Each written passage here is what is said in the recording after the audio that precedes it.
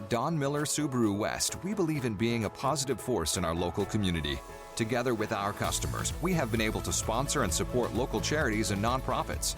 Don Miller Subaru West has once again partnered with the Leukemia and Lymphoma Society of the Upper Plains region. Our donations have helped fund cutting-edge research to cure cancer and improve the quality of life for so many. Helping those in need, that's the Subaru Love Promise. Don Miller Subaru West, more than a car dealer. You're commuting home with Katz and Cosby. Now, here's John Catsimatidis and Rita Cosby on 77 WABC. The polls, wow. Well, everybody is watching them, and they are nail-biters. Joining us now is the polling analyst with Quinnipiac, of course, which is one of the best ones out there, Tim Malloy. Tim, what are you seeing? You know, you could pick all the superlatives: sprint to the finish, nail-biter, barn burner. It's really coming down pretty much tied in the swing states and tied nationally. You know, we call for 4 straight days. We make these calls, call thousands of people. And they're always within 2 or 3 points of each other. So it's really amazing right now to try to cover this and figure out what's really going to happen.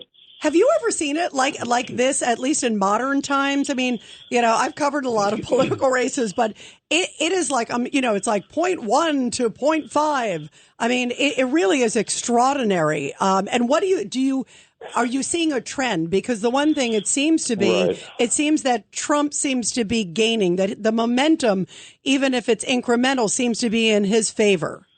You know, what's happened is after the 2 assassination attempts, he went up and then he went down a little bit, but not down as much. Harris did better after her speech or after the debate.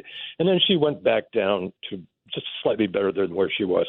So the point is there's an ebb and flow to this thing. I think Trump right now is doing a little better than her. But you got to remember, she was a vice president with 39% approval rating, really bad. To get to this point, there's some momentum going on here, which makes this tough to call. You know, today we saw Trump in Miami, and he was at a Latino town hall, and some of the Latino numbers really are moving towards him. Also, African-American men, you see it. One of the things I'm also curious, Tim, is we were just talking with Professor Dershowitz. He was saying he thinks 20 to 30% of the Jewish vote may go for Trump. How do you see it, like, within the different groups and the constituencies which traditionally were Democratic, but it seems like Trump is making some inroads in each of those? Well, with the Hispanic Americans, you know, it used to be the Cubans were the most conservative, and you know, because they were from Cuba, basically their heritage. And now more and more, and there's many different people from the South and Central America here who are Americans who may be creeping more toward the Republicans than toward the Democrats, which they did originally when they came here. Long story short, the demographic groups are shifting and moving back and forth, and it's hard to really calculate. The one thing we know about Harris is that she's very, very strong with women. With Trump, he's very, very strong with white men.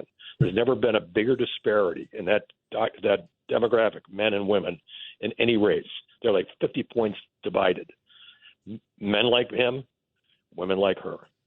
You know, it's interesting. In recent days, we've seen him do like a sort of like a guy podcast. Like he's doing a Joe Rogan later this week. He did a WWE one the other day. She's been doing a lot with like African-American women. Are they trying to sort of go to their core, if you will? Yeah, well, Obama's in Michigan. Oh, he's in Wisconsin right now. Yep. Michelle Obama's heading out on the road, too. And Joe Rogan is the top podcast in the world, and largely male listeners and viewers. So very smart on all. You know, they're going where they have to go, and they're going to the states where they have to go. They have to go to Pennsylvania, obviously, Wisconsin, Michigan, Georgia, North Carolina, and probably Texas and Arizona. Those are the states that are going to decide the thing. So that's where you're going to see them. Wow, really interesting stuff. Judge Weinberg. Tim, is there any kind of significant independent vote that's undecided at this point? We think about 5% of the Indies are still on the fence, and that's powerful. You know, that's a lot of people. And when you got a race that goes 2 or 3 points between the two candidates, not only that, you've got third-party candidates. The Green Party candidate has 2 points when you do national polls. A couple other people have 1 point. That adds up to 5. So there are variables out there that we're not thinking or talking much about, but could swing the thing. Yeah, that's interesting. What do you think's going to swing it for them? What are they waiting for? I mean, the candidates, it's interesting as we watch it, Tim. I mean, they're so disparate in terms of like very different views of the world and of law and order.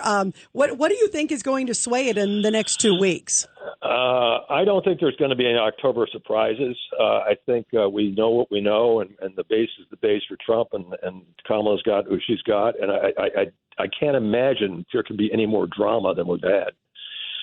So it's hit those states. I just can't envision. I don't want to envision anything horrible, but I mean I can't envision anything politically or policy-wise. You've got war in the Middle East. You've got Ukraine. You've had assassination attempts. You've had brawling debates. I mean, what else do we need before we can decide what we're going to do? Yeah, you're right. We'll see. Well, we got to have you back on again. You're terrific, Tim. Thank you. Thank you, Tim. Anytime, guys. Thank you.